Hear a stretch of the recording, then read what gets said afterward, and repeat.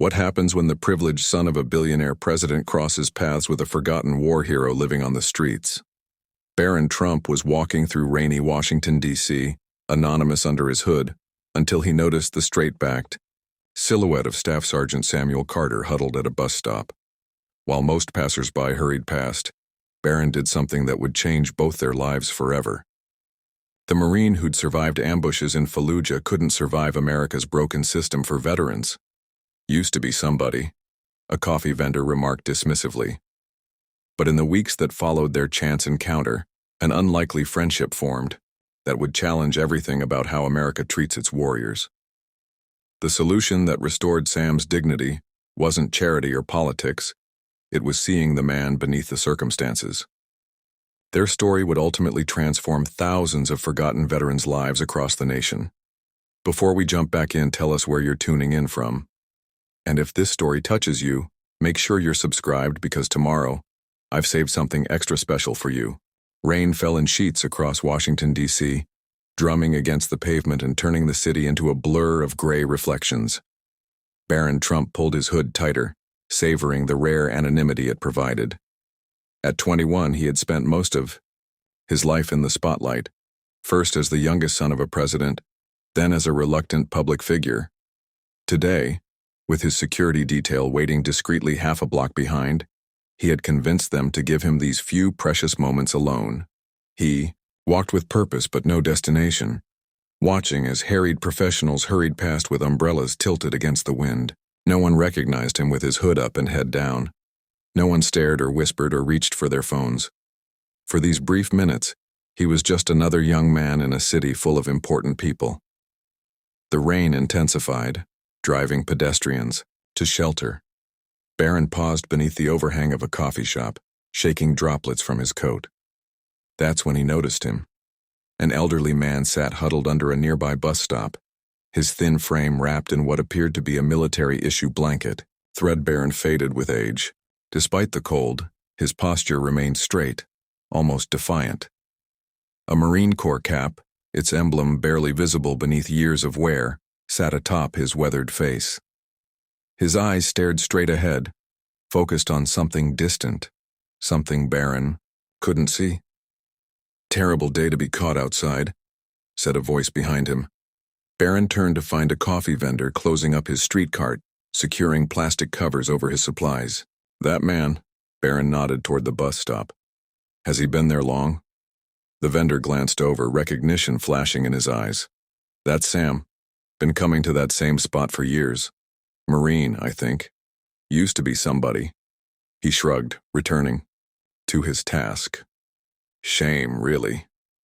Used to be somebody," Barron repeated quietly, the phrase settling uncomfortably in his chest. Without quite knowing why, Barron stepped into the coffee shop and emerged moments later with 2 large cups. The security detail, noticing his movement, tensed visibly, but remained at their post when he signaled them to stay back. The rain drummed against the plastic roof of the bus shelter as Barron approached.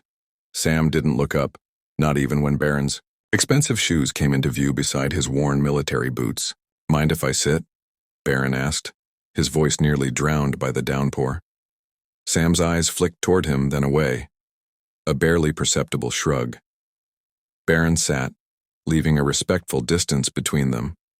He placed one of the coffee cups on the bench between them. "Thought you might want something warm." For a long moment, Sam didn't move. Then slowly he reached for the cup, his hand trembling slightly. From colder age, Barron couldn't tell. "I don't take handouts," Sam said, his voice raspy but clear, carrying the weight of dignity. "It's not a handout," Barron replied. "Just coffee." They sat in silence, steam rising from their cups as rain pounded the shelter. Around them, Washington continued its ceaseless motion. Cars splashing through puddles, pedestrians rushing from awning to awning, the grand buildings of power looming through the mist. "You military?" Sam finally asked, eyeing Barron's youth. "No, sir," Barron answered, "but I've met many who served.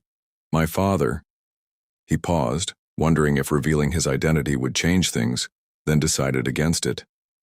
"Let's just say I've spent time around servicemen." Sam nodded slowly. Good men, most of them. Women too these days. He took a careful sip of coffee. This is good. Thank you. You've been out here a while? Barron asked. Another shrug. Long enough? The vendor. Called you Sam. Samuel Carter, Staff Sergeant, United States Marine Corps. The words came automatically, as if part of a ritual long ingrained. 2 tours in Iraq, 1 in Afghanistan. Barron noticed how Sam's posture straightened further when he mentioned his service. Pride, undiminished by circumstances. What happened? When you came back? Barron asked, then immediately regretted the directness of the question. Sam's face hardened. What always happens? Some adjust, some don't. He looked down at his coffee. I didn't. A bus pulled up, hissing as it stopped. A few passengers disembarked, hurrying into the rain. None spared a glance for the 2 figures sitting beneath the shelter. The moment felt suspended, as if they existed in a pocket separate from the rushing city. PTSD, Barron ventured. Sam's laugh was hollow. That's what they called it. I called it seeing too much. He paused. Lost my job, then my house, then my wife. When you start spiraling, it happens fast. No family to help? My son's in California. Better he thinks I'm dead than... Sam gestured at himself. This. Barron watched a group of tourists hurry past, cameras tucked beneath raincoats, faces tipped down against the weather. How many Sam Carters had they passed? Without seeing? VA couldn't help? Barron asked. Tried. Waited months for appointments. Got lost in the paperwork. Sam's eyes narrowed. Look, kid. I appreciate the coffee, but I'm not your good deed for the day. I'm not looking for charity. I didn't offer any. Barron replied calmly. Something in his tone made Sam turn to really look at him for the first time. Recognition dawned slowly in his eyes. I know you, Sam said quietly. You're just someone having coffee in the rain. Barron interrupted gently. If that's okay. Sam studied him for a long moment, then nodded. Your security detail getting nervous yet? Barron glanced back at the 2 men trying to look inconspicuous half a block away. They'll survive. They fell into silence again, but it was different now. A silence between equals, not strangers. Barron realized he'd never sat like this with someone whose life was so utterly different from his own. In the circles he traveled, homelessness was a statistic, not a face with eyes that had seen war. Can I ask you something, Sam? Barron said finally. If you could change one thing about your situation, what would it be?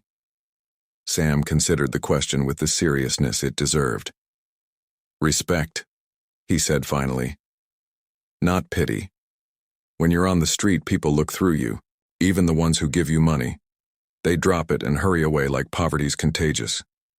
He shook his head. I wore the uniform. I served. That doesn't wash away because I hit hard times.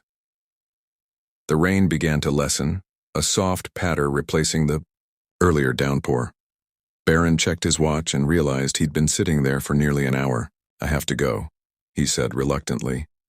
Sam nodded. Thanks for the coffee and for sitting. Most people stand even when there's room on the bench. Don't want to get too close. Barron stood, hesitating. The usual platitudes felt hollow. Take care. Stay warm. Good luck. What did those mean to a man who would spend another night in the cold? I'm glad we met, Staff Sergeant Carter, he said instead, offering his hand. Sam's handshake was firm, his palm calloused. Likewise, Mr. Trump. As Barron walked away, rejoining his security detail, he felt the weight of Sam's gaze on his back. He had met countless dignitaries, celebrities, and world leaders in his young life, but few encounters had left him feeling so unsettled. Used to be somebody, the vendor had said, as if Sam had somehow ceased to be a person worthy of notice or respect. The rain had stopped entirely now, leaving the city washed clean, reflections of monuments and power shimmering in puddles. Barron glanced back once more at the bus shelter.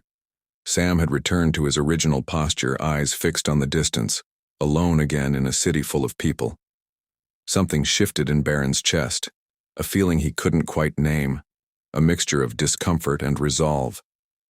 He couldn't forget the proud set of Sam's shoulders, couldn't unhear the matter-of-fact way he'd described losing everything. Most of all, he couldn't shake the thought that somewhere in this city of marble monuments to fallen soldiers, actual veterans were sleeping on sidewalks. As he slid into the back seat of the waiting car, Barron knew with absolute certainty that his brief encounter with Sam Carter would not be his last. Raindrops streaked down the windows of Barron's Georgetown apartment, casting long shadows across the walls of his study. The lights of Washington glimmered in the distance, monuments illuminated against the night sky, silent sentinels watching over a sleeping city. For Barron, sleep remained elusive.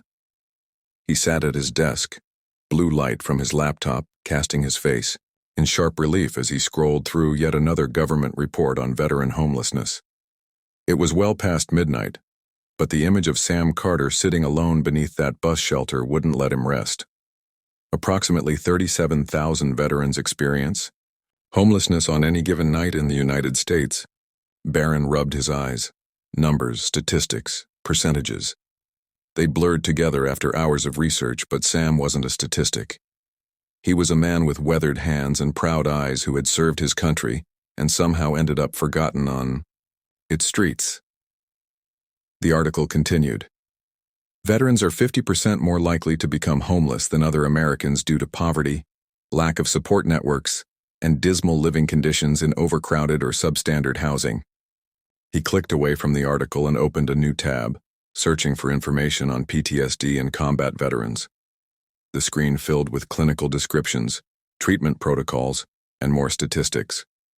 But none of it captured what he'd glimpsed in Sam's eyes, that 1,000-yard stare that seemed to look through the present into some distant, haunted past. Barron leaned back in his chair, memories surfacing unbidden. He'd been just 10 years old when his father became president, still trying to make sense of a world suddenly filled with cameras and security protocols. But what he remembered most vividly were the soldiers, the straight-backed men and women who stood at attention when his father passed, who guarded the White House with unwavering vigilance, who risked everything without question or hesitation. He remembered one Marine in particular. Lieutenant James Holden had been assigned to the security detail during a Christmas at Camp David. Barron, shy and uncomfortable with the constant attention, had retreated to the library. Lieutenant Holden had found him there, not to bring him back to the gathering, but simply to check on him. You know, the lieutenant had said, sitting across from him, sometimes the bravest thing you can do is step away when you need to. They'd talked for almost an hour about the lieutenant's tours in Afghanistan, about books they'd both read, about what it meant to find your own path when everyone expected something specific from you. It had been one of the few genuine conversations Barron had experienced during those years in the spotlight. Now staring at an article about veteran suicide rates, Barron wondered what had happened to Lieutenant Holden. Had he adjusted to civilian life after service? Or had he, like so many others, found himself struggling in a system ill-equipped to help him? A soft knock interrupted his thoughts. He glanced at the time, 2:17 a.m. "Come in," he called, minimizing his browser window. His mother entered, elegant, even in a simple silk robe, concern evident in her eyes. "You are still awake," Melania observed, her accent more pronounced with fatigue. "Just finishing some research," Barron replied, gesturing vaguely at his laptop.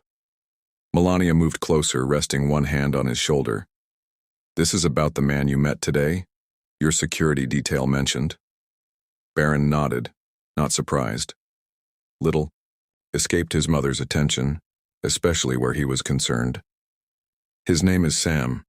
He fought for this country, and now he's sleeping on the street. There are many organizations that help veterans," Melania pointed out gently. "Your father supported several during his administration." "I know, but they're not reaching everyone." Barron turned his laptop toward her, showing her the statistics he'd compiled.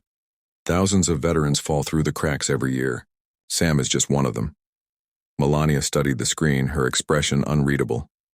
Then she looked at her son, really looked at him, seeing not the boy he had been but the young man he'd become. "You want to help this man?" It wasn't a question, but Barron answered anyway. Yes. You could write a check, she suggested, though her tone indicated she already knew his response. That's not enough. Barron stood, pacing to the window. The rain had stopped, leaving the city glistening beneath the streetlights. Somewhere out there, Sam was trying to find shelter for the night. Money helps, but it's temporary.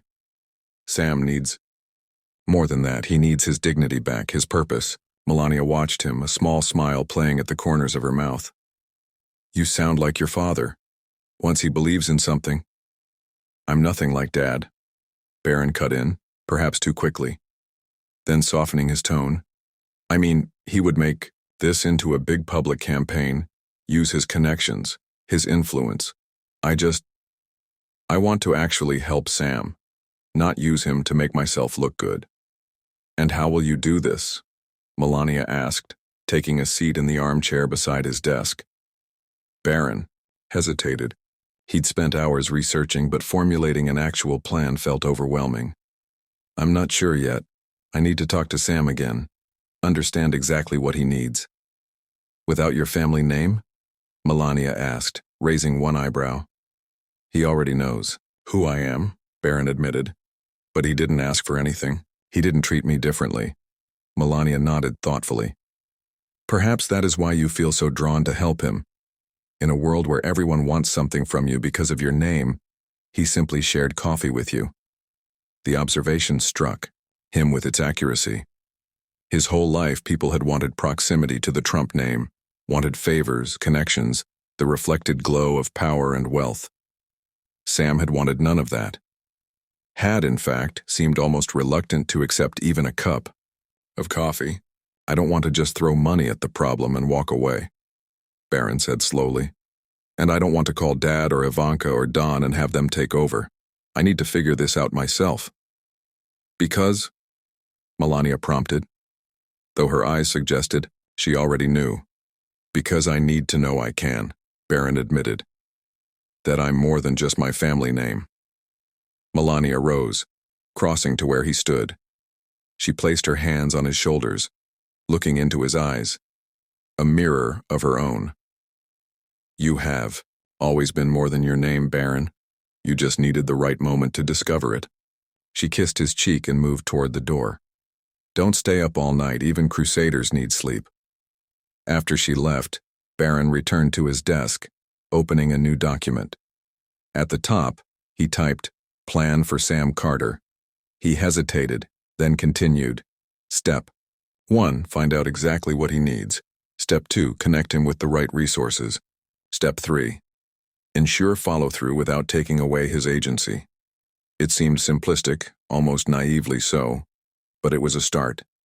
He saved the document and closed his laptop, finally ready for sleep. Tomorrow, he would return to that bus stop, this time with more than just coffee. As he drifted off, Barron's thoughts remained with Sam, wondering where he was sheltering from the rain tonight, wondering how a country could celebrate its warriors in parades and speeches while letting them sleep on its streets. The statistics he'd read swirled in his mind, faceless and overwhelming, until Sam's weathered features rose above them, giving them meaning, giving them urgency. In the morning, Barron would take the first step beyond compassion into action. But for now, in the quiet darkness of his bedroom, the weight of knowledge and the responsibility it carried followed him into uneasy dreams. Morning brought a sky washed clean by the previous night's rain, the air crisp with early spring's promise. Barron Trump stood outside the police precinct near Capitol Hill, checking his watch for the third time in 5 minutes. The address Detective Lisa Morgan had provided led to this unremarkable brick building where she'd agreed to meet him before shift change. After hours of making calls that morning, Barron had discovered that Detective Morgan regularly checked on the homeless in her patrol area. Multiple sources mentioned her particular attention to Sam Carter, making her his best chance at understanding how to help the veteran. The precinct door swung open, and a woman in her early 40s emerged. Detective Lisa Morgan moved with the alert confidence of someone accustomed to reading situations quickly. Her dark hair was pulled back in a practical bun, and though she wore plain clothes, jeans and a leather jacket, the badge clipped to her belt marked her authority. "Mr. Trump?" she called, extending her hand. "Detective Morgan, though I'm guessing you already know that from whoever you called to get my schedule." Barron shook her hand, noting her firm grip. "I appreciate you meeting me, Detective." "Call me Lisa," she replied, giving him an appraising look. "When I heard Barron Trump was asking around about Sam Carter, I figured I should find out why. You planning some kind of publicity stunt with our homeless vets?" The directness of her question caught him off guard. "No," he said firmly. "Nothing like that." "Then what's your interest in Sam? He's just one of hundreds of homeless vets in D.C. I met him yesterday," Barron explained. "We talked for a while. I can't stop thinking about his situation." Lisa studied him, skepticism evident in her expression. "So you spoke to one homeless vet for what, half an hour? And now you're on a mission?" "I know how it sounds," Barron admitted. "But something about Sam's story.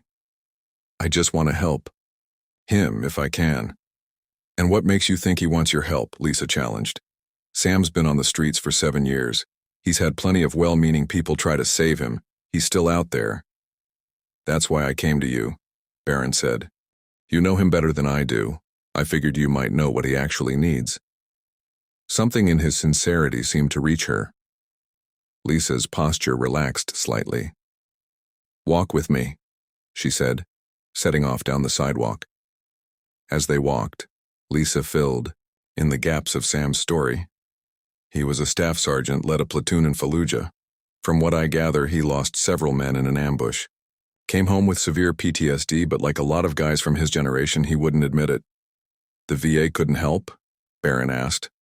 Lisa snorted. "The VA is overwhelmed. They try, but for guys like Sam who don't want to jump through bureaucratic hoops or don't know how to advocate for themselves in the system, it's easy to fall through the cracks." She paused at a crosswalk, looking both ways despite the walk signal. Sam had a wife, son, and daughter. Wife divorced him after his third violent episode, nightmares that had him throwing furniture, that kind of thing. He lost his job at a construction company when he couldn't show up on time after sleepless nights. One thing led to another. And his kids. Son's in California, like he probably told you. Daughter died of an overdose about 9 years ago. That was the beginning of the end for Sam, I think. "He didn't mention his daughter," Barron said quietly. "He wouldn't," Lisa replied. "Some wounds are too deep to share with strangers." They continued walking, heading toward the bus stop where Barron had met Sam. "You should know," Lisa added. "Sam's been offered shelter beds dozens of times. Refuses every time." "Why?" "Had a bad experience in a city shelter years back. Got beaten up, his military ID stolen. Now he says he'd rather sleep on the street than in a cage." "So what does he need?" Barron asked. Lisa stopped walking, turning to face him directly. "That's the million-dollar question, isn't it? What does a man like Sam Carter actually need? Not what we think he needs, but what would actually make a difference to him." Barron considered this. "Has anyone ever asked him?" A small smile played at the corner of Lisa's mouth. "Not in the way you're thinking." They rounded the corner and the bus stop came into view. Sam sat in the same spot as yesterday, his posture military straight despite the visible fatigue in his face. "He's always there this time of day," Lisa explained. "Bus stop provides shelter, and commuters sometimes leave him coffee or food." As they approached, Sam's eyes narrowed at the sight of Lisa. He straightened further, hands clenched on his knees. "Not in trouble, Sam," Lisa called as they came closer. "Just brought someone who wanted to see you again. Mr. Trump," Sam acknowledged with a nod, his eyes sliding from Barron to Lisa and back again. "Brought reinforcements this time?" "Actually, Detective Morgan has been helping me understand a bit more about your situation," Barron replied, taking a seat beside Sam, leaving space between them just as he had yesterday. "Been talking about me behind my back?" Sam's tone held an edge. "Just trying to figure out how to help without overstepping," Barron said honestly. Sam's gaze hardened. "I told you, I don't want charity." "What about a job?" Barron asked. The question hung in the air between them. Sam blinked, caught off guard. "What kind of job?" he asked finally, suspicion still evident in his voice. "I don't know yet," Barron admitted. "That's what I wanted to ask you. What would you want to do if you could?" Sam laughed, a short, humorless sound. "Kid, I'm 68 years old with PTSD, no permanent address, and gaps in my resume you could drive a tank through. Not exactly prime hiring material." Lisa leaned against the bus shelter. "He has a point, Barron." "Maybe," Barron conceded. "But you also have decades of experience, military leadership training, and from what I can tell, more personal integrity than half the executives I know." Sam studied Barron with newfound interest. "You're serious?" "I am," Barron confirmed. "But I need to understand what you actually need. Not what I think you need, but what would actually make a difference to you." The echo of Lisa's earlier words wasn't lost on the detective, who raised an eyebrow but remained silent. Sam looked away, watching as a bus arrived and departed, passengers flowing around them as if they were rocks in a stream. For a long moment, he said nothing. "You really want to know?" he finally asked, his voice lower, rougher. "I do," Barron answered simply. Sam took a deep breath, as if preparing to lift a heavy weight. "I need to feel useful again. I need to sleep somewhere where I don't have to worry about getting robbed or worse. I need—" He paused, the words seeming to stick in his throat. "I need to stop feeling like I survived that ambush for nothing." Barron nodded, understanding the enormity of what Sam had just shared. "What happened?" he asked quietly. "In the ambush," Lisa shifted uncomfortably. "Barron, maybe that's not—" "No," Sam interrupted. He asked, and if he's serious about wanting to help, he should know what he's getting into. Sam's eyes took on that distant look again, seeing not the D.C. street but another place, another time. March 7, 2004, Fallujah. We were on patrol, routine, or supposed to be. I had 7 men with me, good men. His hands tightened on his knees. The first IED took out our lead vehicle. Standard procedure says hold position, secure the area. But there were children nearby. One of my men, Private Dawson, moved to get them clear of the kill zone. Sam's voice had taken on a detached quality, as if he were reading from a report. That's when the second IED went off, and the shooting started. He fell silent for a long moment. Neither Barron nor Lisa spoke. 3 died instantly, 2 more at the field hospital. Dawson lost both legs but survived. Another guy, Rivera, took shrapnel to the brain. He's in a VA facility somewhere, can't remember his own name. Sam looked directly at Barron now, his eyes clear and hard. I got a Purple Heart and a commendation for getting the survivors out. Came home 6 months later to a hero's welcome and nightmares that had me putting my fists through walls. And the VA? Barron prompted gently. Gave me pills. Lots of pills. Therapy where they wanted me to talk about my feelings. Sam shook his head. But talking didn't bring my men back. Didn't fix my marriage. Didn't help me keep a job when I couldn't sleep more than 2 hours without seeing their faces. A bus pulled up and several passengers disembarked. One, a middle-aged man, in a business suit, nodded respectfully to Sam as he passed. Sam returned the nod automatically. Regulars know me, he explained, seeing Barron's curious look. Some of them are vets themselves. Lisa, who had remained silent during Sam's story, now spoke. Sam, Barron here did some research last night on veterans programs in the area. He has an idea that might interest you. Sam's eyebrow raised. I've heard about all the programs, Detective. Not this one, Barron said. It's a transitional home run by veterans, for veterans. Not a shelter, not a handout. Each resident has responsibilities, contributes to the house. They help each other. With VA paperwork, job applications, medical appointments, it's about regaining independence, not just providing a bed.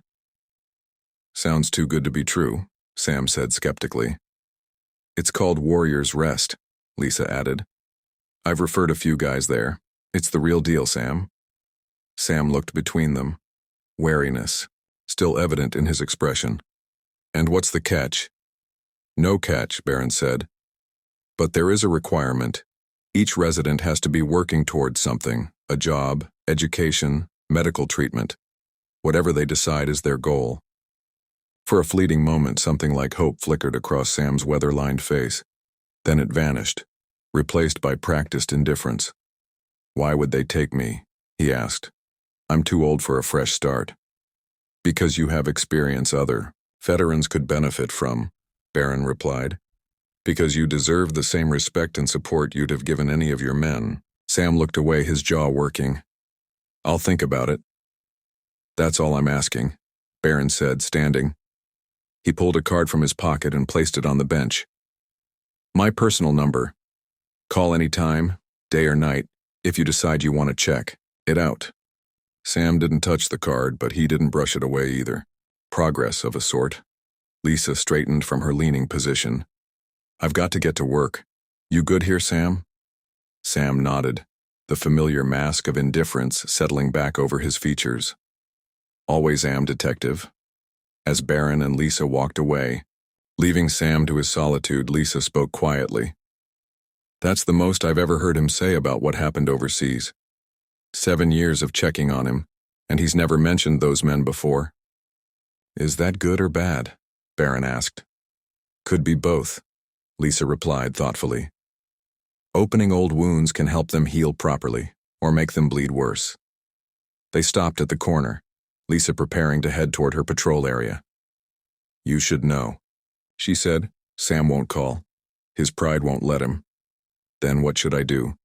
"Give him time to process, then show up again. Consistency matters with someone who's been let down as often as he has." Barron nodded, understanding. "Thank you, Detective, for everything." "Lisa," she corrected with a small smile. "And don't thank me yet. You're just getting started with Sam Carter, and he's not an easy man to help." "I'm beginning to understand that," Barron replied. As they parted ways, Barron glanced back at the bus stop. Sam still sat there, his posture unchanged, but something was different. The business card Barron had left was no longer on the bench. It wasn't a yes, but it wasn't a no either. A door, ever so slightly, had been opened. 3 days passed with no word from Sam. Barron checked his phone obsessively, even during meetings, earning him curious glances from colleagues. Each evening, he drove by the bus stop, slowing as he passed. But Sam wasn't there. On the 4th morning, unable to contain his concern any longer, Barron called Detective Morgan. "He's in the hospital," Lisa told him, her voice tense. "Georgetown University Hospital. I found him yesterday morning at the bus stop. He couldn't breathe properly." Barron's stomach dropped. "What happened? Is he okay?" "Pneumonia. Pretty advanced. He's stable, but the doctor said if he'd gone another day or two." She left the sentence unfinished. "I'm coming there now," Barron said, already reaching for his keys. "Room 412, Lisa replied. "I'll let the nurses know to expect you." The hospital.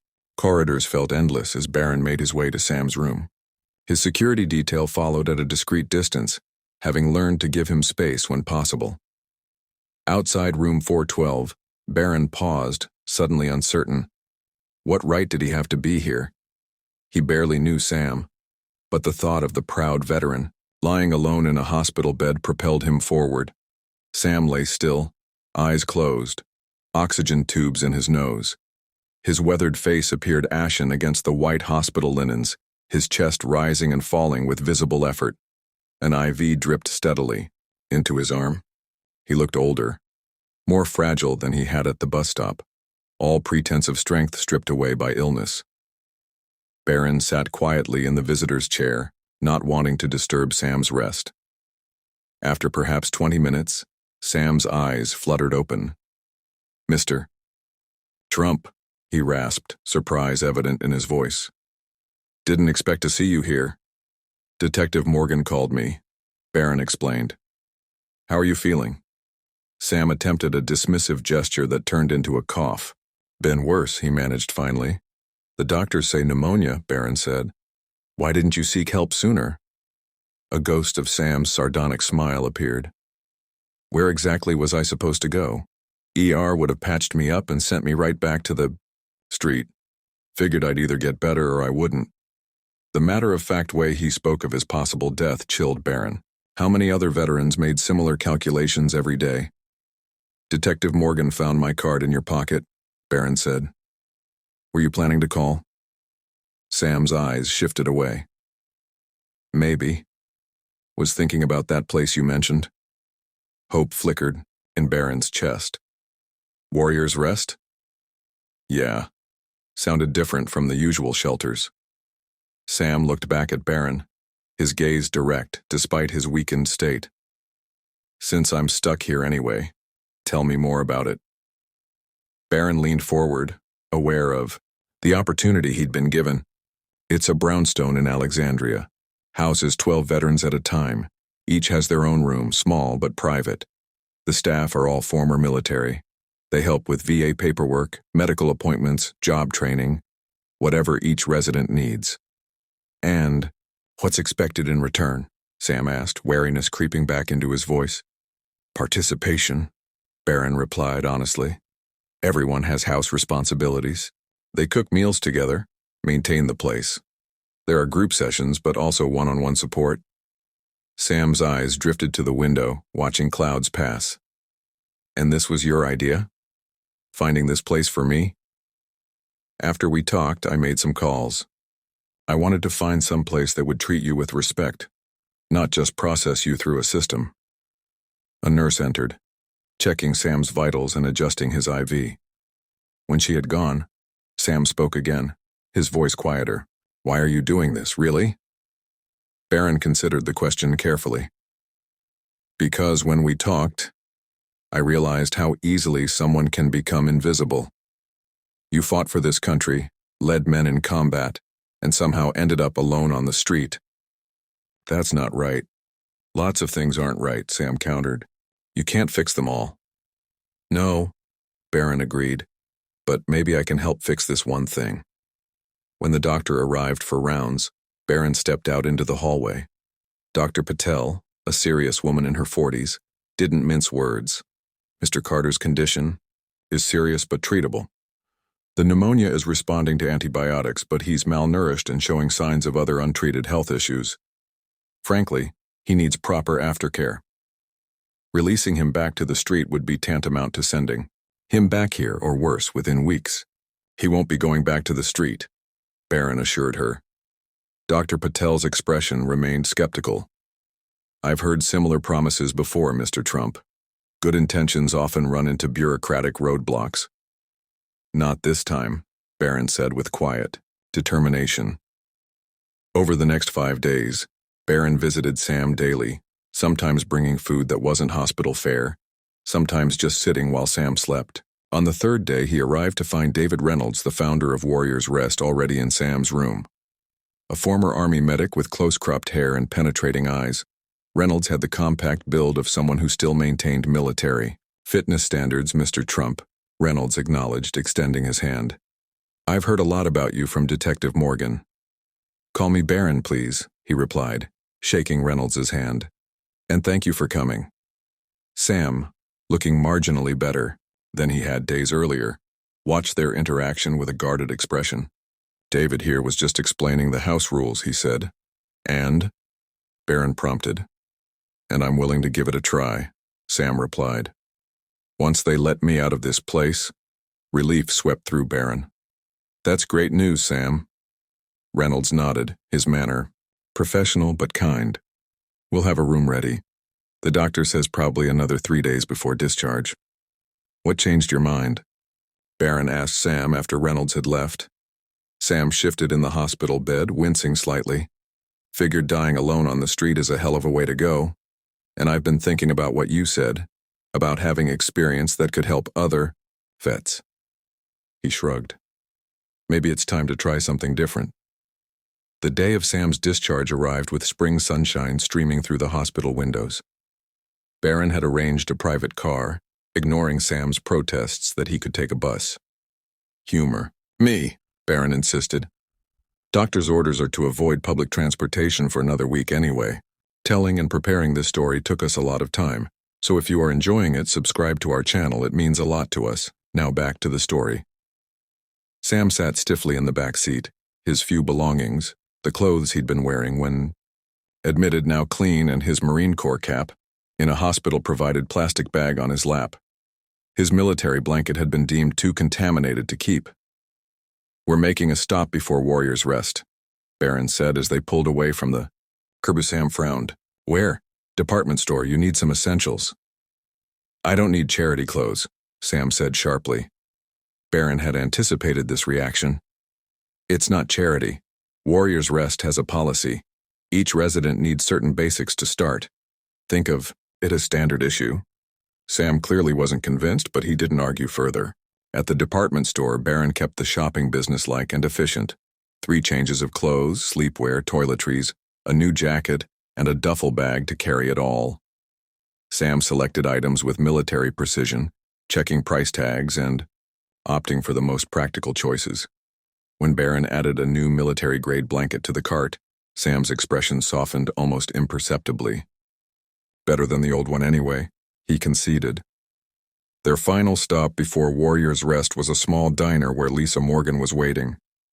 She stood as they entered, her smile genuine. "Looking better, Sam," she greeted him. "Feeling better," he acknowledged, as they slid into the booth.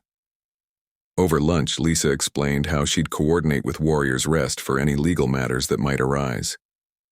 "Your military ID was stolen years ago, right? We'll need to get that replaced." Sam nodded, his attention focused on the plate before him. He ate methodically like a man who had learned that meals weren't guaranteed. "The VA office has assigned a new case manager too," Lisa continued. "Part of Warrior's Rest's approach is making sure those connections don't get dropped." "Lot of fuss over one old Marine," Sam muttered, though the edge in his voice had softened. Warrior's Rest was housed in a well-maintained brownstone on a quiet Alexandria street.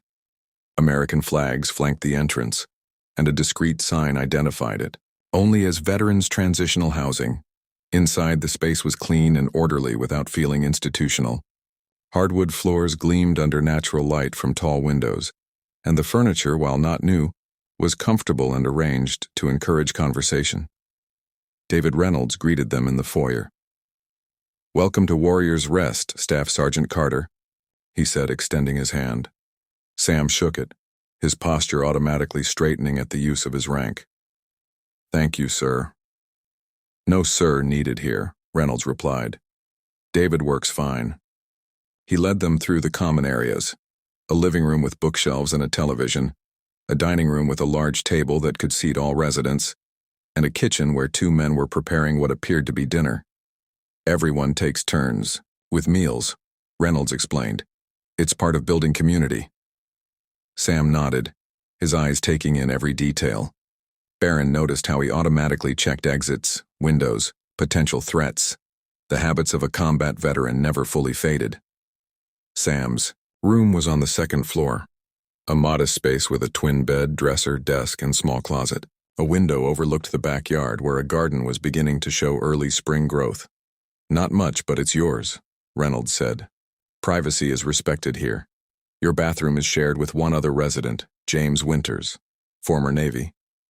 Sam set his new duffel bag on the bed, looking around the room with an unreadable expression.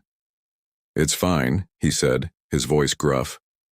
"I'll let you get settled," Reynolds said. "Dinner's at 1800, house meeting at 1900.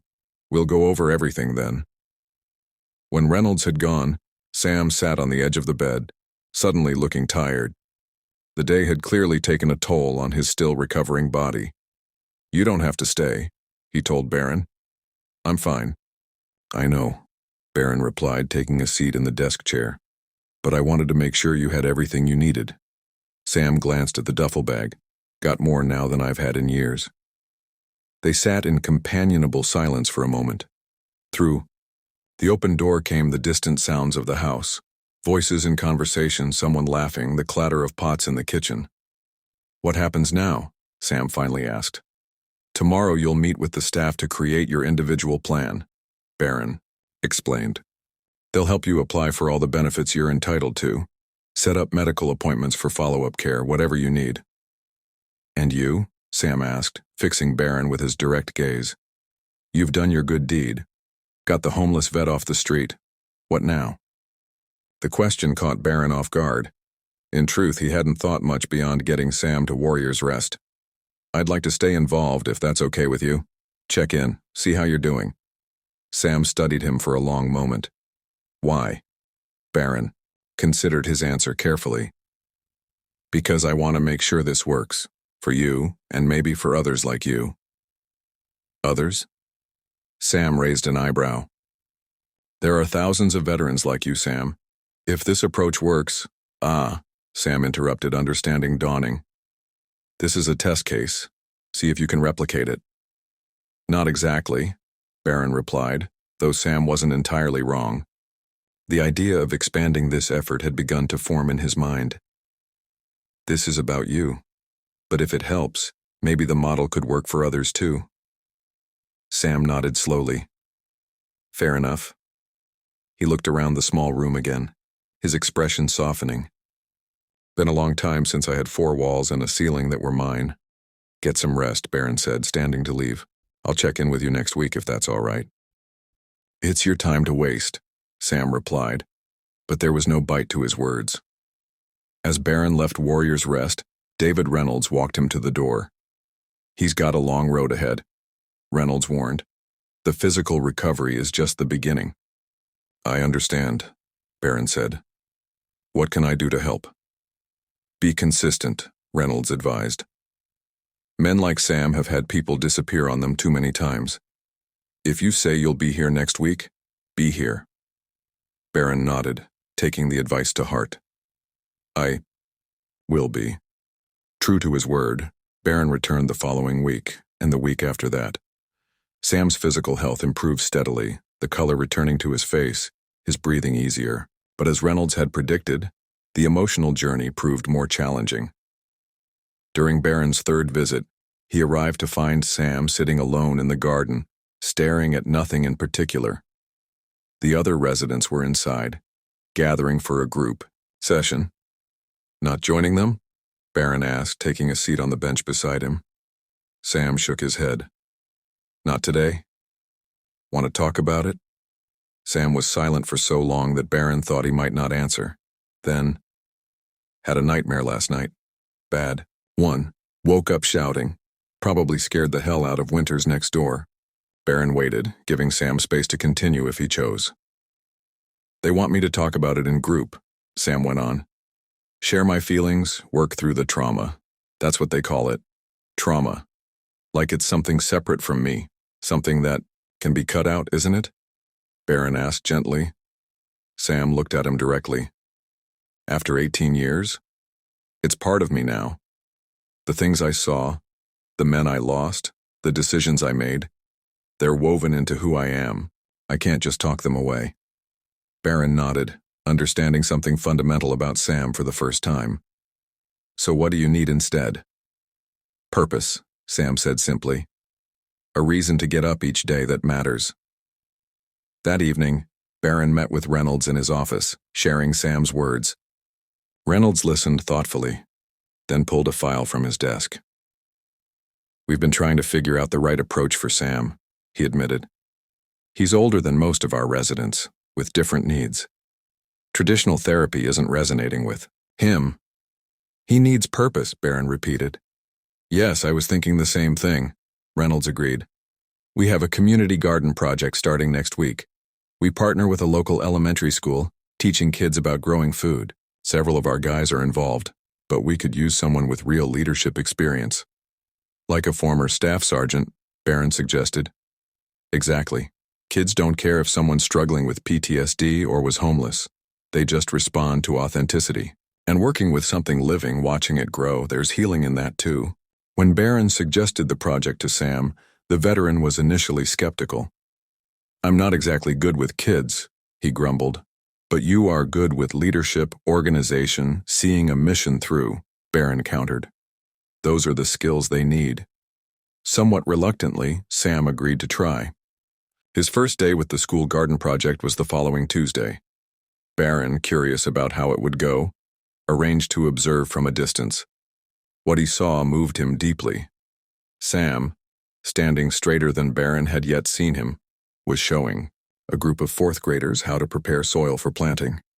His instructions were clear, direct, and the children responded to his no-nonsense approach with surprising enthusiasm. When one boy grew frustrated with his task, Sam knelt beside him, with some difficulty due to his age, and demonstrated the technique again, his patience evident.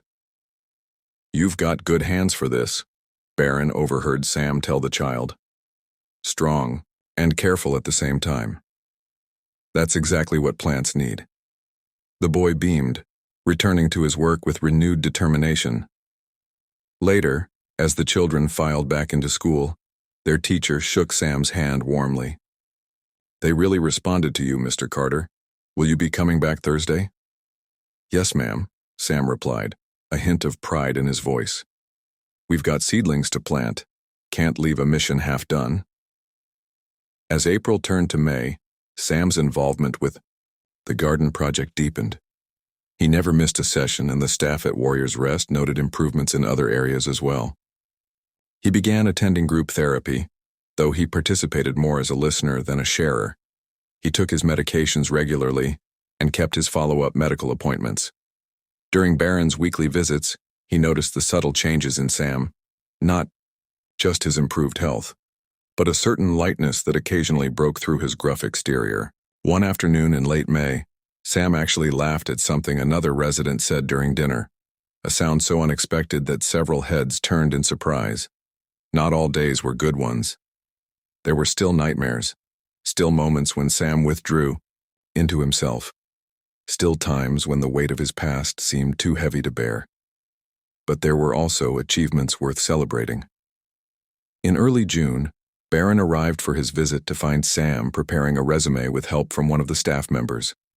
A local landscaping company that specialized in hiring veterans had expressed interest in bringing him on for part-time work. "It's just 3 days a week," Sam explained, trying to sound casual, though Barron could hear the underlying excitement in his voice. "Maintenance mostly, nothing fancy." "That's fantastic, Sam," Barron said sincerely. Sam shrugged, but a small, proud smile tugged at his lips. "Figured I might as well put these gardening skills to use, and the money will help me start saving for my own place eventually." It was the first time Sam had mentioned a future beyond Warriors Rest, and the significance wasn't lost on either of them. That evening, as Barron prepared to leave, Sam walked him to the door. Another first. Outside, the summer twilight painted the street in golden hues. A neighborhood boy rode past on a bicycle, waving to Sam. "See you Tuesday, Sergeant," he called. Sam waved back, the gesture natural, almost relaxed. "The kids from the garden project," he explained. "Some of them live around here." Barron nodded, smiling. "You're making quite an impact."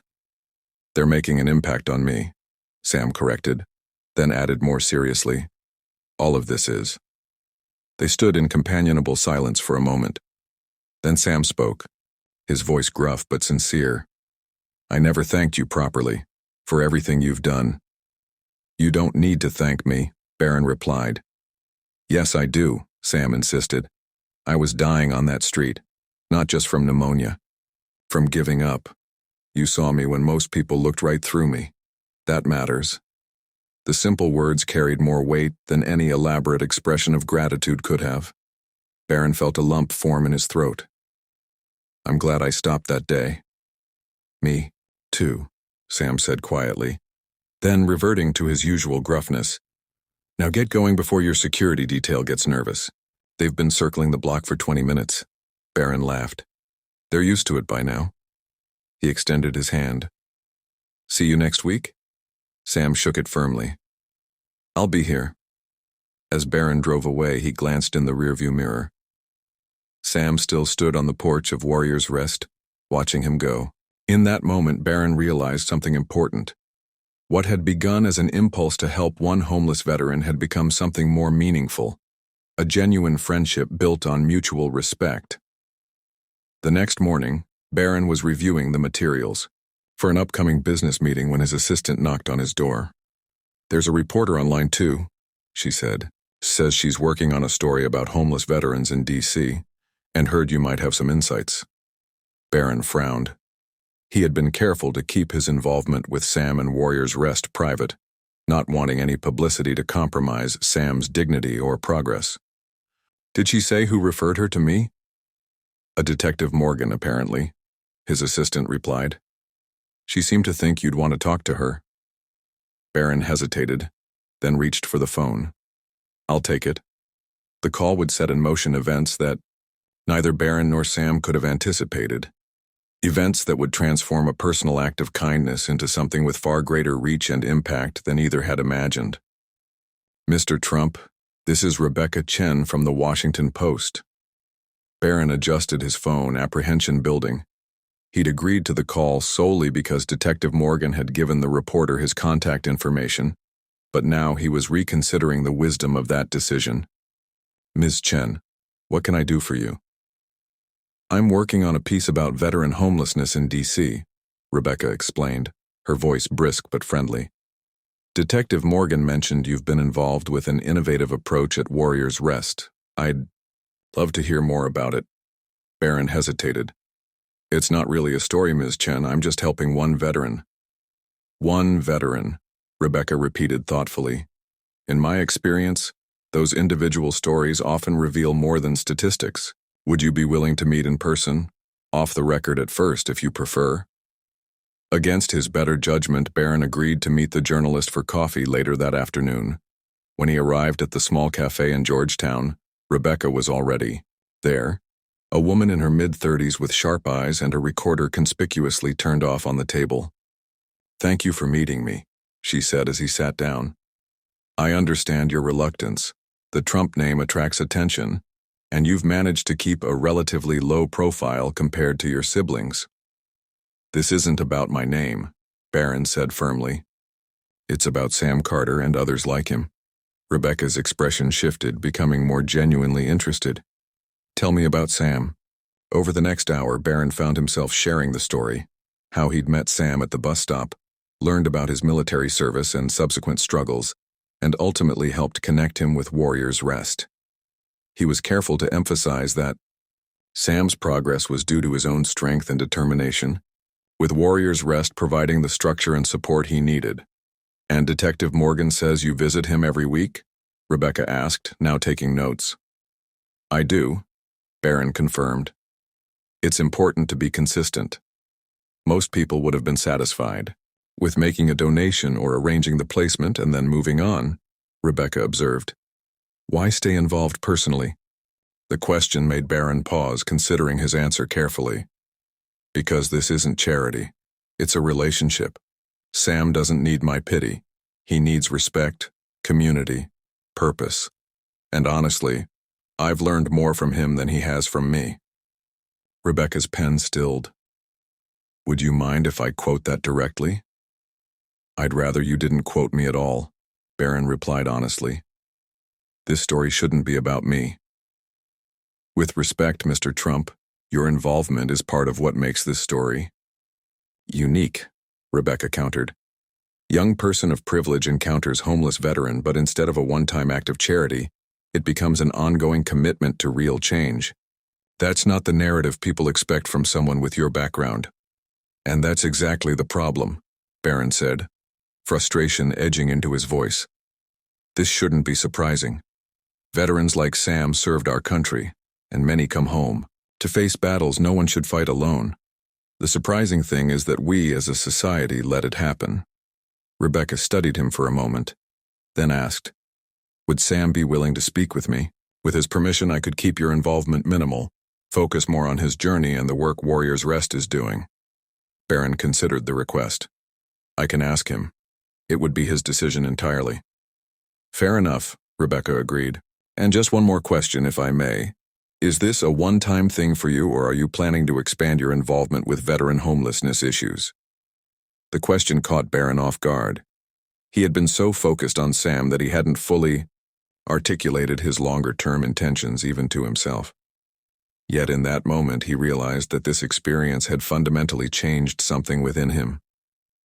I don't know exactly what form it will take, he admitted. But yes, I think this is just the beginning. After confirming that their conversation remained off the record until Sam had a chance to consider the interview request, Barron left the cafe with mixed feelings. He had deliberately kept a low profile for years, allowing his siblings to occupy the spotlight while he built his own identity away from the glare of public scrutiny. This potential exposure was unsettling. When he arrived at Warrior's Rest the following day, he found Sam in the garden carefully training tomato vines up a trellis. The June sun had added color to his face, and the steady work had brought a certain steadiness to his hands that had been lacking before. "There's a reporter who wants to talk to you," Barron said after they'd exchanged greetings. "About your experience here, your journey. I told her it was entirely up to you." Sam's hands stilled on the vines. "A reporter? Why?"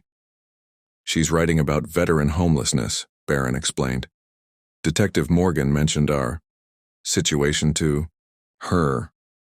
"Our situation," Sam repeated, a hint of dry humor in his voice. "That's one way to put it." He returned to his work, silent for a long moment. "What's the angle? Poor homeless vet saved by rich kids' charity?" "I told her it wasn't like that," Barron said firmly. "And she seemed to understand. She wants to focus on your story, not mine." Sam snorted. "My story? Not much of a story. Just one more vet who couldn't adjust. I think it's more than that," Barron said quietly. "It's about resilience, about finding your way back. That might help other veterans in similar situations." Sam considered this, his weathered face thoughtful. "What's her name? This reporter?" "Rebecca. Chen, Washington Post. Reputable, at least," Sam acknowledged. "Not some tabloid hack." "I'd be there during the interview if you wanted," Barron offered. "Or not, if you prefer privacy." Sam straightened, stretching his back carefully. At 68, the garden work was physically demanding, but he had refused to scale back his hours. "Let me think about it," he said finally. To Barron's surprise, Sam called him the next morning. "I'll do it," he said without preamble. "On one condition." "Name it," Barron replied. "You don't hide behind the scenes. If I'm talking, you're talking too. We're in this together, right?" The unexpected sentiment, "we're in this together," caught Barron off guard. "Right," he agreed, touched by Sam's solidarity. "Together."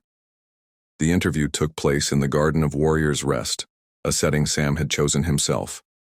Rebecca Chen arrived with a photographer, something neither Barron nor Sam had anticipated, but which David Reynolds approved after a brief consultation with both of them.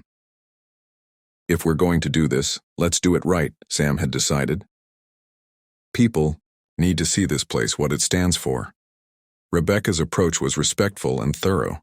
She asked Sam about his military service, his struggles after returning home, and the cascade of events that had led to his homelessness. Sam answered, with surprising candor, neither downplaying the severity of his situation nor presenting himself as a victim. "I made choices," he acknowledged. "Some good, some bad. But the system didn't make it easy to get back on my feet once I fell." When Rebecca turned her questions to Barron, he redirected the focus to Warrior's Rest and the broader issues facing veterans. But Rebecca was skilled at her craft, gently but persistently bringing the conversation back to the unlikely friendship that had developed between the young businessman and the aging Marine. "What would you say to other young people who want to make a difference but don't know where to start?"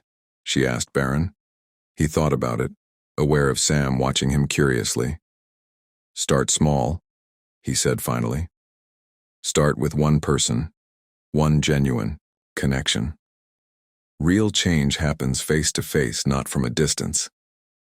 The photographer captured them in the garden, Sam demonstrating his tomato trellising technique, Barron listening attentively, both of them focused on the task rather than the camera. The images would later be described as powerful in their ordinariness, two men from vastly different backgrounds bound by mutual respect and a shared purpose. As Rebecca was preparing to leave, she asked one final question. "Sergeant Carter, what would you say to other veterans who are where you were a few months ago?" Sam's expression grew serious. "I'd tell them it's not too late. That asking for help isn't weakness, it takes more courage than facing enemy fire sometimes. And I'd tell them they deserve better than being forgotten after their service ends." The article appeared in the Sunday edition of the Washington Post, accompanied by the garden photographs. The headline was simple but effective. The Sergeant and the Scion, an unlikely alliance changing veterans' lives. Rebecca had kept her word, focusing primarily on Sam's journey and the work of Warriors Rest, with Barron's involvement presented as a catalyst rather than the central narrative. The piece ended with a poignant description of Sam teaching neighborhood children in the garden, his military leadership skills transformed into something nurturing and growth-oriented. 1 month ago, Sam Carter was invisible, sleeping beneath a bus shelter, Rebecca wrote. Today he helps cultivate both plants and young minds, his decades of experience finally valued again. His journey raises profound questions about how America treats its veterans, and how a single connection can begin to repair a broken system. By Monday morning, the story had been picked up by several national news outlets. By Tuesday, it had gone viral on social media, with the hashtag #RememberOurVets trending as people shared the article alongside their own family members' military photos. Barron, who had deliberately maintained a minimal social media presence, suddenly found his phone buzzing constantly with notifications. Friends, acquaintances, and strangers alike were tagging him, praising his involvement, asking how they could help. It was exactly the kind of attention he had hoped to avoid. "Sorry about this," Sam said when Barron visited that evening, gesturing to a television in the common room where a news anchor was discussing their story. "Didn't expect it to blow up like this." "Neither did I," Barron admitted. "Bothers you, doesn't it?" Sam observed, his eyes sharp. "The attention," Barron nodded. "I didn't do this for publicity." "I know that," Sam said simply. "So does everyone, here at Warriors Rest. The rest doesn't matter." But it did matter in ways neither of them had anticipated. By the end of the week, Warriors Rest had received over $50,000 in donations from people moved by the story. David Reynolds had fielded calls from veterans organizations across the country, all wanting to know more about their approach. And, most surprisingly, 3 former residents of Warriors Rest had come forward to share their own success stories, creating a fuller picture of the organization's impact. On Friday afternoon, Barron received a call from Reynolds. "We need to talk," the veteran said, his tone serious. "Can you come by the house today?" When Barron arrived, he found Reynolds in his office with a woman he didn't recognize, middle-aged, with a no-nonsense demeanor and a laptop open before her. "Barron, this is Margaret Weaver," Reynolds introduced her. "She's the executive director of the National Veterans Foundation." Margaret extended her hand. "Mr. Trump, I've been following your work with interest." "It's not my work," Barron corrected automatically. "It's Warriors Rest and Sam Carter." "That's precisely why I'm here," Margaret replied with a small smile. "Most people in your position would have claimed full credit by now." Reynolds gestured for Barron to take a seat. "Margaret contacted me after the article appeared.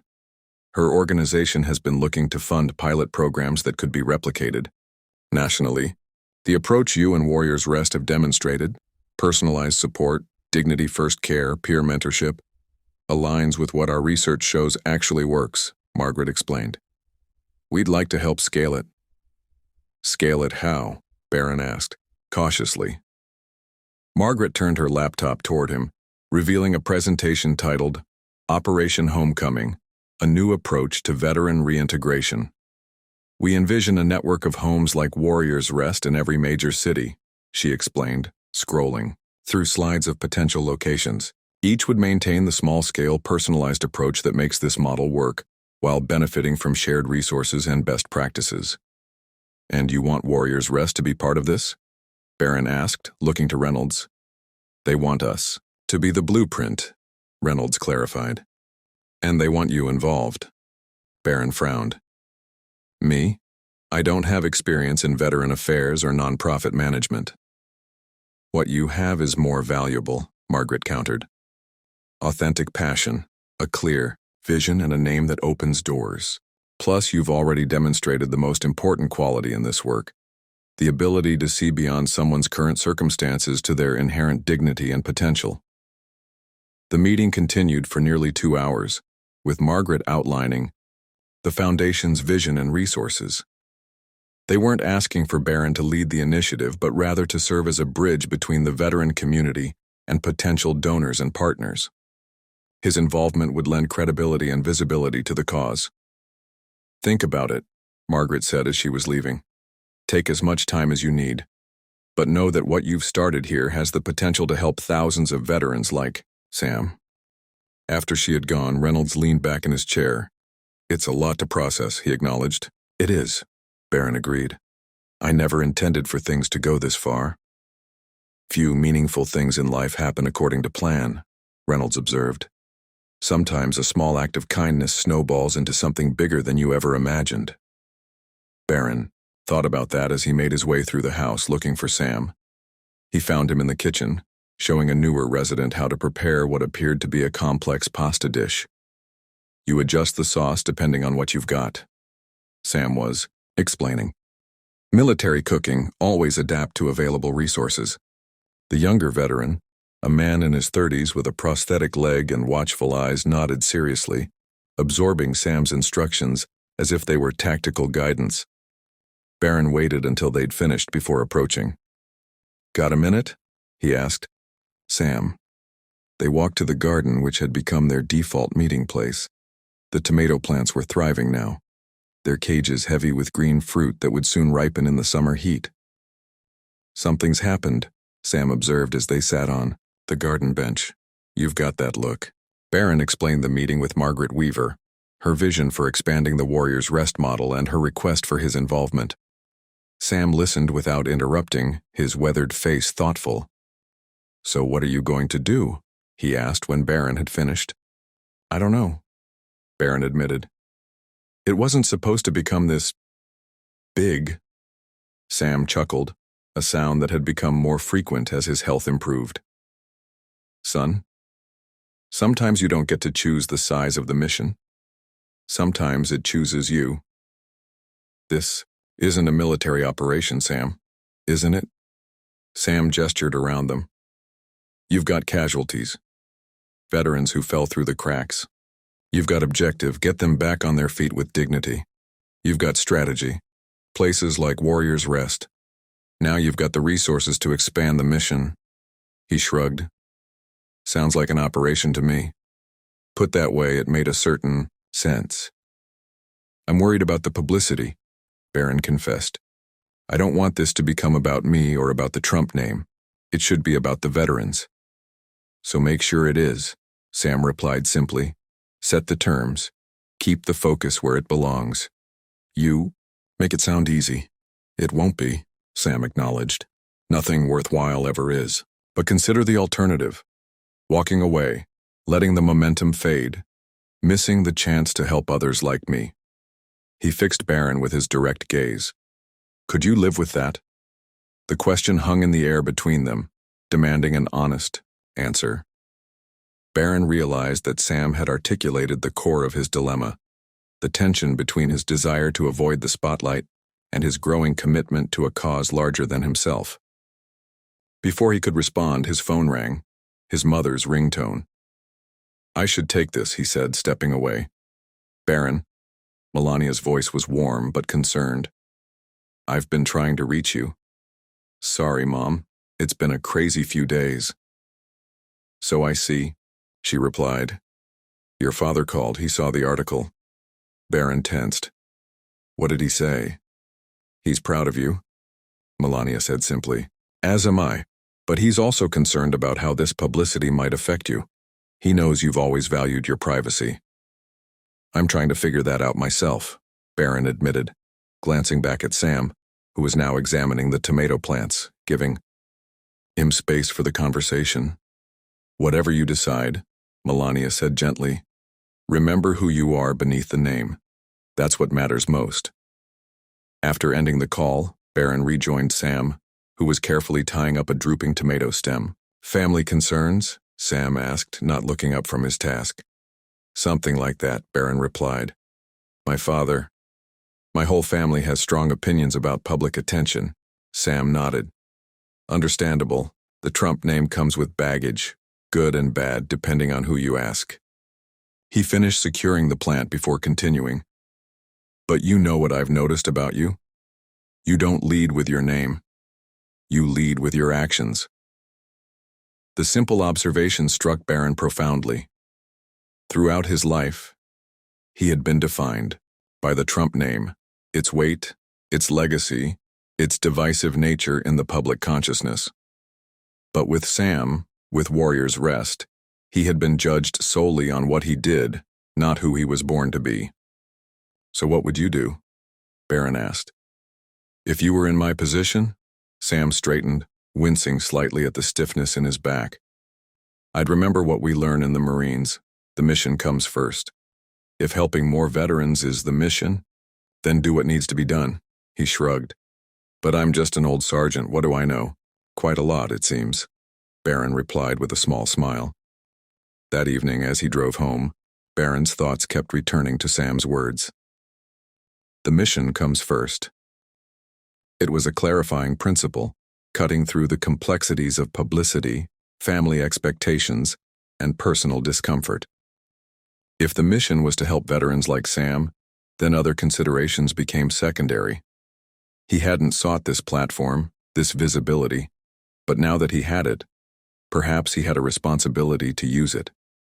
Not for personal gain or family glory, but for those who had served their country only to find themselves forgotten.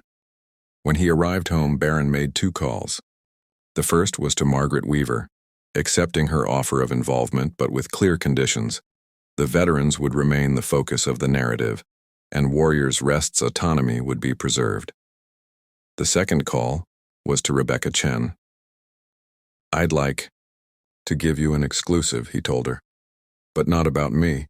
I want to introduce you to more veterans, more stories that need telling. Would you be interested? Absolutely, Rebecca replied without hesitation. When do we start? Tomorrow, Barron decided. There's someone at Warrior's Rest you should meet, a younger veteran who lost his leg in Afghanistan. His story is powerful, and he's ready to share it. Over the next 2 weeks, a series of articles appeared in the Washington Post, each profiling a different veteran from Warrior's Rest. Barron was mentioned only peripherally, his role deliberately minimized in favor of centering the veteran's experiences. The series culminated in a full-page feature about David Reynolds and his vision for the program. The impact was immediate and far-reaching. Donations to Warrior's Rest continued to pour in. Other media outlets picked up the stories. Politicians from both parties made statements about the need for improved veteran services. Most importantly, veterans across the country began reaching out, asking how they could access similar programs. In response to the growing interest, Margaret Weaver organized a forum at Georgetown University, bringing together veterans advocates, healthcare professionals, policy experts, and veterans themselves to discuss innovative approaches to veteran reintegration. Barron was asked to introduce the event, a role he accepted with both apprehension and resolve. On the evening of the forum, he stood backstage, reviewing his notes one last time. The auditorium was filled to capacity. Over 500 people had come to hear about new ways to support those who had served. Nervous? Asked a familiar voice behind him. Barron turned to find Sam, dressed in slacks and a button-down shirt, his Marine Corps pin displayed proudly on his collar. It was the first time Barron had seen him in formal attire. A little, Barron admitted. Public speaking isn't really my thing. Just tell the truth, Sam advised. That's all anyone can ask. A few minutes later, Barron stepped onto the stage. The bright lights momentarily blinded him, but as his eyes adjusted, he could make out faces in the audience. Veterans, advocates, journalists, ordinary citizens who cared enough to show up. In the front row sat his mother, elegant and supportive as always. And beside her, unexpectedly, his father, whose presence spoke volumes about the importance of the occasion. Barron set aside his prepared remarks, suddenly feeling they were inadequate for the moment. Instead, he spoke from the heart. 2 months ago, I sat beside a homeless veteran at a bus stop, he began. I didn't know then that this simple act would lead to a friendship that would change my perspective forever. I didn't know it would bring me to this stage, or lead to a national conversation about how we treat those who have served our country. He paused, scanning the audience. What I've learned since that day is that the crisis of veteran homelessness isn't about statistics, it's about individuals. Men and women who answered their country's call, who risked everything, only to find themselves struggling to rebuild their lives afterward. Barron gestured to Sam in the wings. Staff Sergeant Samuel Carter taught me that true support isn't charity, it's respect, it's community, it's recognizing the inherent dignity and value in every person, regardless of their circumstances. As he continued speaking, Barron felt a clarity of purpose that had eluded him before. This wasn't about the Trump name or his personal journey. It was about leveraging whatever influence he had to shine a light on those who had been forgotten. The solution isn't complicated, he concluded. It starts with seeing people, really seeing them, as individuals with stories, skills, and worth. It continues with providing the right support at the right time. And it succeeds when we create communities of healing rather than systems of processing. The applause that followed was enthusiastic, but what moved Barron most was the sight of Sam, standing tall in the wings, offering a subtle nod of approval. The forum continued late into the evening, with passionate discussions about housing, models, mental health support, employment opportunities, and policy reforms.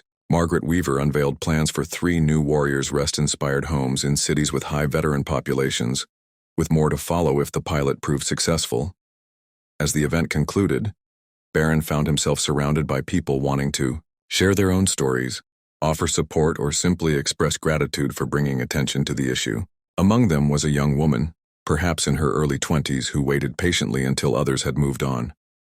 "Mr. Trump," she said, her voice quiet but determined. "My brother was a Marine. He came home from his 3rd deployment last year and he's been struggling. Tonight helped me understand what he might be going through. Thank you for that."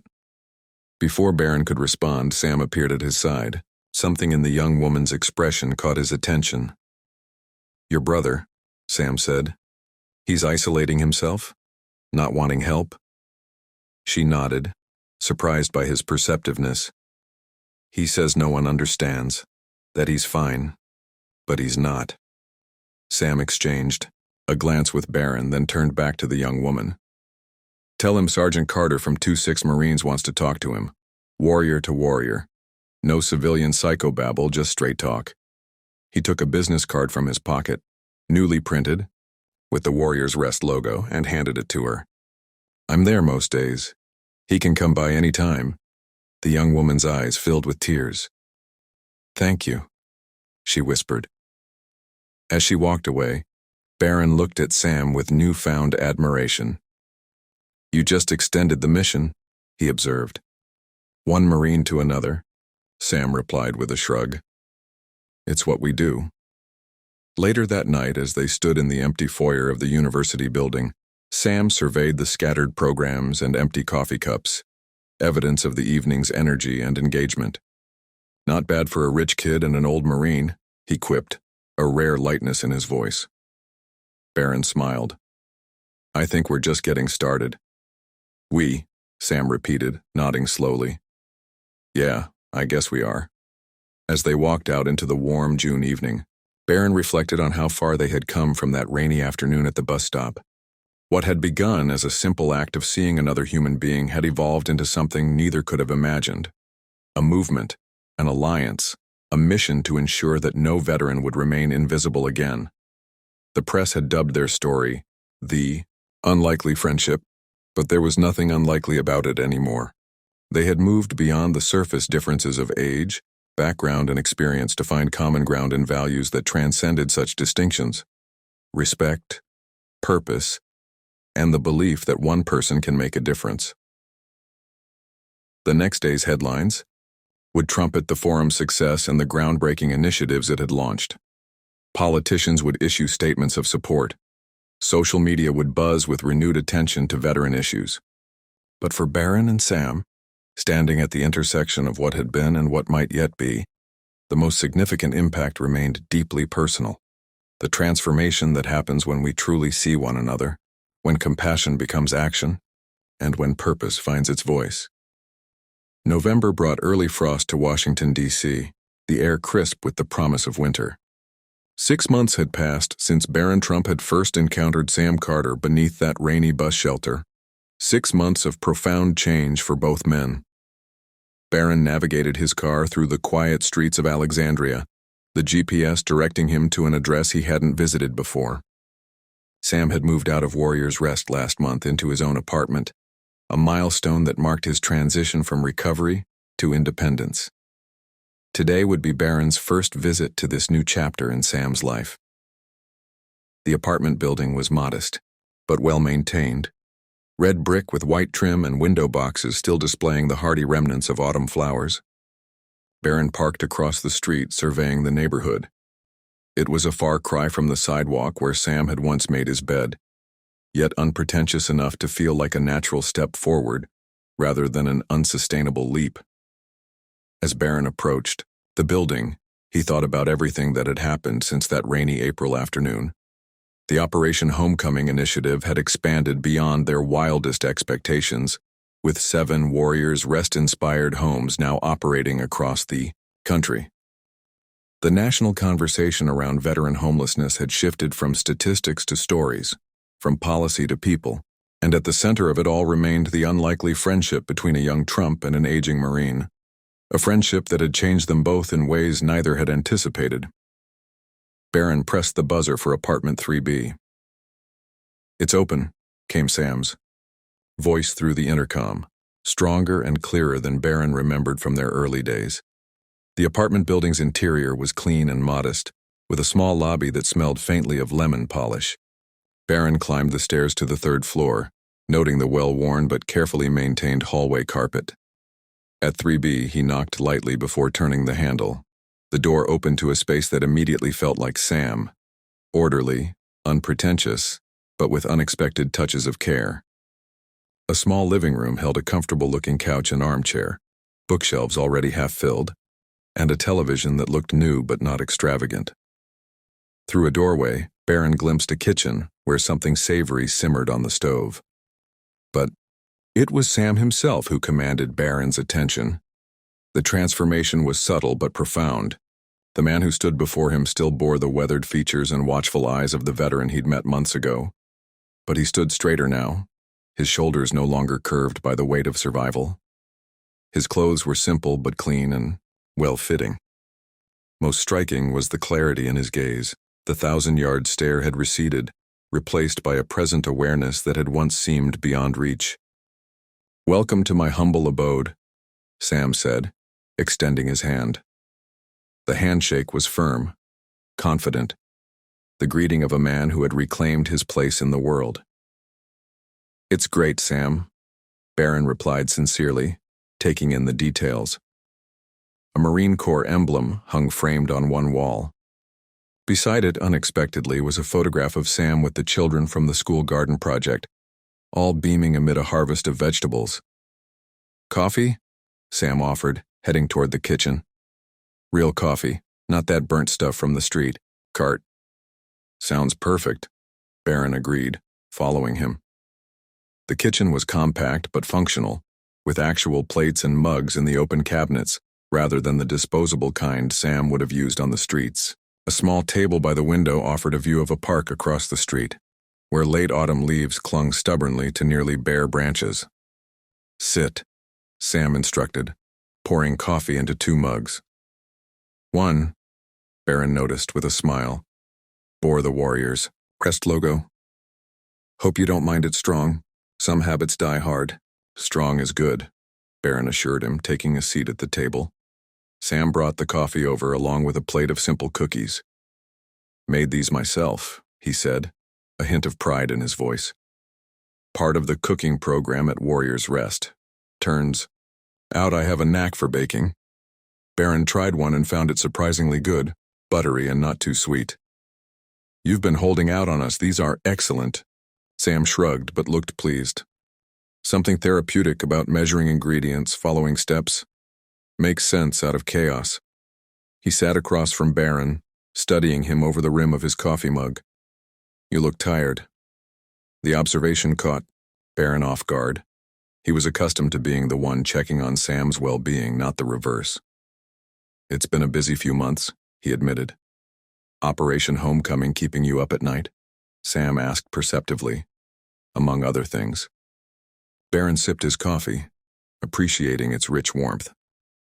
The Philadelphia location is facing zoning issues, and the funding for the Chicago site is complicated, plus coordinating with the VA on the healthcare integration pilot.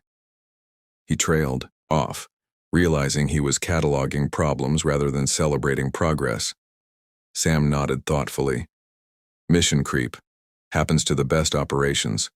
Objective gets bigger, resources get stretched thin, commander starts losing sleep. Barron smiled at the military analogy. Something like that. And yet, Sam continued, gesturing around them.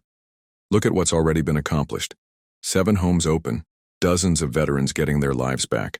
National attention on an issue that's been ignored for decades. He fixed Barron with his direct gaze, including one old Marine who never thought he'd have a place to call home again. The simple acknowledgement brought a lump to Barron's throat. How is it? He asked, looking around the apartment. Living on your own again? Adjustment period, Sam admitted. After years on the street, then months at Warrior's Rest, silence takes some getting used to. He chuckled softly. First few nights I almost missed Reynolds's snoring through the walls. But it's good? Barron pressed gently. It's more than good, Sam said, his voice growing serious. It's mine. Earned, not given. That makes all the difference. Barron nodded, understanding. From the beginning, Sam's pride had been both his vulnerability and his strength. The program had worked because it honored that pride, offering support without demanding surrender of dignity. The job with the landscaping company is going well? Barron asked, knowing Sam had been working steadily for several months now. Promoted to crew supervisor last week, Sam replied, that hint of pride returning. Limited schedule because of my age, but the experience counts for something, and the extra pay helped furnish this place. He gestured to the living room, and Barron noticed how each piece, though simple, had been chosen with care. Nothing extravagant, nothing that screamed charity, just the carefully curated possessions of a man rebuilding his life piece by deliberate piece. I've been meaning to tell you, Sam continued. I've started mentoring some of the younger vets at Warrior's Rest, especially the ones struggling with PTSD. This was new information. That's fantastic, Sam. Was it Reynolds's idea? Actually, it was mine, Sam replied. After that young Marine, the one whose sister approached us at the Georgetown Forum, came to see me. Talking to him, I realized I had something to offer that the professional counselors don't. First-hand experience, Barron observed. Exactly. I've walked the same path they're on, made all the mistakes. Might as well use that to help them avoid the same pitfalls. Sam looked down at his coffee, then back up at Barron.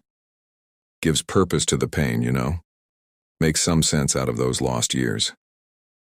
The sentiment struck Barron powerfully. How many times had he heard similar words from other veterans in the program?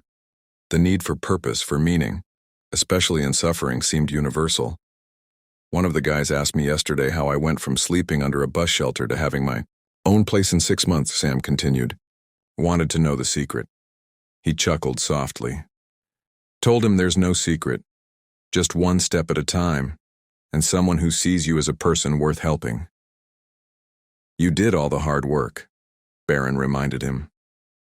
True, Sam acknowledged, but I wouldn't have had the chance without that first conversation in the rain. He studied Barron for a moment.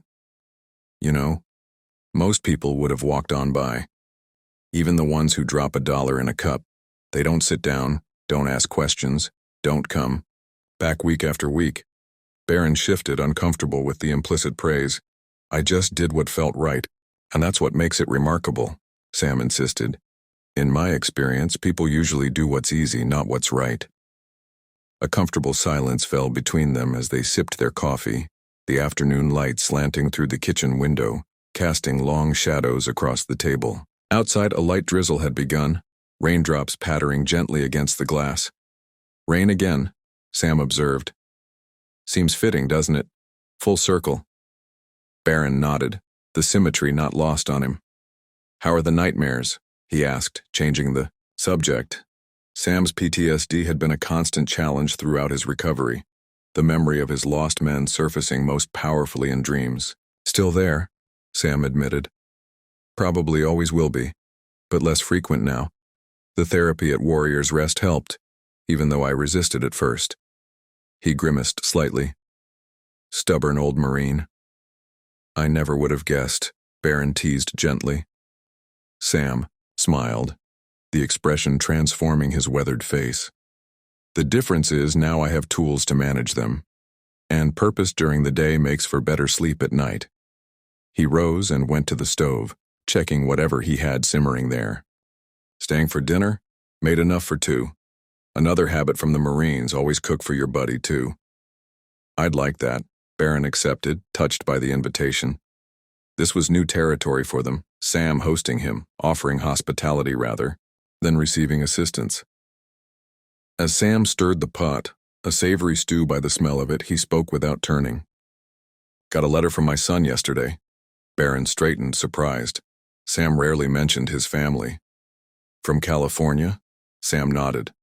First contact in almost 8 years.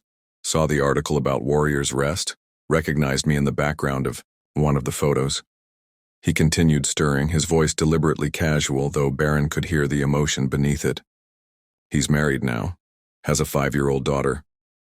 You're a grandfather, Barron observed quietly. Apparently so. Sam turned, his expression a complex mixture of pain, hope, and cautious joy. They're coming to D.C. next month. Want to meet for dinner. That's incredible, Sam. Terrifying is more like it, Sam admitted. But necessary. Too many years lost already. He returned to the table, refilling their coffee cups. That's another thing this whole experience has taught me. It's never too late to try to make things right. The simple wisdom resonated deeply with Barron.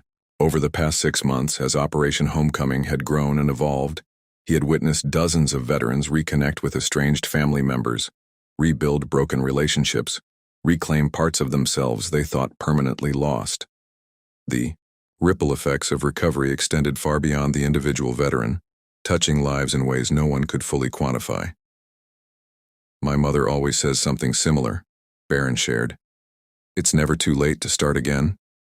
She said it during my father's campaign whenever things looked impossible. Smart woman, Sam nodded, and she raised a good son. Before Barron could deflect the compliment, Sam's phone rang. He checked the screen. It's Reynolds. Mind if I take this? Might be about the mentoring program. While Sam took the call in, I saw the living room. Barron stood at the kitchen window watching the rain intensify outside. 6 months ago, Sam had been exposed to this weather, vulnerable to illness, invisible to most passersby. The contrast between then and now was staggering, not just the physical circumstances, but the restoration of dignity, purpose, connection. Barron thought about how his own life had changed as well. The shy young man who had valued his privacy above all else had become a public advocate, speaking at congressional hearings, meeting with policymakers, helping shape a national conversation around veteran homelessness. He had discovered a purpose beyond the expectations of his family name, a cause that resonated with his deepest values. And yet, amid all the publicity and expansion, this relationship, this unlikely friendship with a stubborn old Marine, remained. The heart of it all, the human connection that had started everything. Sam returned from his call looking pleased. Reynolds says the new mentoring program is approved, starting next month, formal training and everything. That's great news, Barron said. You'll be excellent at it. Hope so. Sam checked his stew again, then began setting the table. His movements were efficient, practiced, the habits of military precision still evident after all these years. You know what the best part of having my own place is? He asked as he laid out 2 bowls. What's that? Being able to offer something back, Sam said simply. For months I was on the receiving end. Help, support, guidance. Necessary but difficult for a man used to standing on his own. Now I can invite a friend for dinner, mentor. Younger vets build something new. He shrugged. Sounds small maybe, but it's everything. The observation captured something essential about dignity that Barron had come to understand through his work with Operation Homecoming. True restoration wasn't just about providing services or resources. It was about creating conditions where a person could contribute, could give as well as receive. They ate dinner at the small kitchen table, the stew as hearty and satisfying as anything in an upscale restaurant. Sam shared stories from his job, updates on other veterans from Warriors Rest, and plans for his upcoming family reunion. Barron talked about the challenges and triumphs of expanding Operation Homecoming, the legislative progress being made, and the growing network of supporters. As the meal concluded, Sam brought out a small photo album, another surprise. "Thought you might want to see these," he said, pushing it across the table. The album contained photographs from the past 6 months, Sam working in the school garden, Sam with his landscaping crew, Sam at various Warriors Rest events. In the earliest photos, he still looked haggard, his recovery just beginning. In the most recent ones, the transformation was evident, not just in his physical appearance, but in the life behind his eyes. The staff at Warriors Rest put this together as a going-away present, Sam explained. Said it was important to document the journey. Barron turned the pages slowly, noting how many of the photos included both of them. At the Georgetown Forum, at the opening of the second Warriors Rest location, at a congressional hearing where they had both testified. Their unlikely partnership captured in images. The final page held a photograph Barron had never seen before, himself sitting beside Sam at the original bus stop, that very first day, 2 cups of coffee between them. The rain visible in the background, both of them unaware of the camera. "Where did this come from?" he asked, stunned. "Detective Morgan took it," Sam explained. "Said she happened to be driving by, saw us talking, thought it was unusual enough to document. Didn't realize the significance until later." Barron studied the image, struck by how clearly it captured that initial moment. The privileged young man and the homeless veteran, separated by circumstance yet connected by simple human recognition. Neither could have imagined where that conversation would lead. "Keep it," Sam said, closing the album and pushing it toward Barron. "I've got the memories. You should have the record." "I can't take your album," Barron protested. "Sure you can," Sam insisted. "Consider it a thank you. For everything." Outside, the rain had intensified, drumming steadily against the windows. Barron checked his watch, realizing with surprise how late it had grown. "I should probably get going," he said reluctantly. "Early meeting tomorrow about the expansion." "To San Diego," Sam nodded, understanding. "The mission continues." They stood, and for a moment an awkward silence fell between them, the kind that comes when ordinary words seem insufficient for the moment's weight. "Sam," Barron began, "I just want to say, no speeches." Sam interrupted gently. "Not necessary. Between friends." Friends. The simple word encompassed so much. The journey from that rainy bus stop to this warm kitchen, from charity to reciprocity, from strangers to a bond that defied easy categorization. Sam walked Barron to the door, the yard photo album tucked securely under Barron's arm. In the small entryway, Sam paused, his expression growing serious. "You know, in the Marines we had a saying, 'Leave no man behind.' It's not just about the battlefield, it's about life." He looked directly at Barron. "For a long time, I was left behind. By the system, by society, eventually even by myself. What you did, what you started, it's changing that for hundreds of veterans now. Thousands eventually. It's not me," Barron said automatically. "It's all of us together. Warriors Rest, Operation Homecoming, the veterans themselves." "True," Sam acknowledged. "But someone had to take the first step. Someone had to see the person underneath the circumstances." They reached the building's entrance, and Barron paused before stepping out into the rain. "I'll check in next week. Let me know how things go with the mentoring program." "Will do," Sam agreed. Then, with unexpected formality, "Mr. Trump." The reversion to his surname caught Barron by surprise. "Sam?" Sam straightened to his full height, shoulders back, chin lifted, the posture of a Marine at attention. Slowly, deliberately he raised his right hand in a formal military salute. The gesture was executed with perfect precision, a show of profound respect. Barron stood frozen, unsure how to respond. He had never served, had no military rank to warrant such a salute. "You don't have to," he began. "I know," Sam interrupted, holding the salute steady. "I choose to." Understanding dawned on Barron. Then, this wasn't about military protocol. This was about recognition, one man acknowledging another's impact on his life. It was Sam's way of expressing what words couldn't fully capture. Deeply moved, Barron returned the gesture as best he could, honoring its meaning if not its technical execution. "Thank you for your service, Staff Sergeant Carter," he said quietly, "both to your country and to the veterans you're helping now." "And thank you for yours," Sam replied simply, lowering his hand. They parted then, Barron stepping out into the rain, opening his umbrella against the downpour. At the sidewalk, he turned back for one last look. Sam stood in the doorway, illuminated by the porch light, his figure straight and dignified against the growing darkness. He raised his hand once more. Not in a formal salute this time, but in a gesture of farewell between friends. As Barron walked to his car, a single thought echoed in his mind, crystallizing everything he had learned over these transformative months. One man doesn't change the world, but he can change one life. And sometimes that's where changing the world begins. The rain continued to fall, washing the streets clean, just as it had on that first afternoon when he had noticed a forgotten veteran sitting alone at a bus stop. But now, instead of separation, the rain seemed to connect them, a shared memory, a beginning rather than an ending.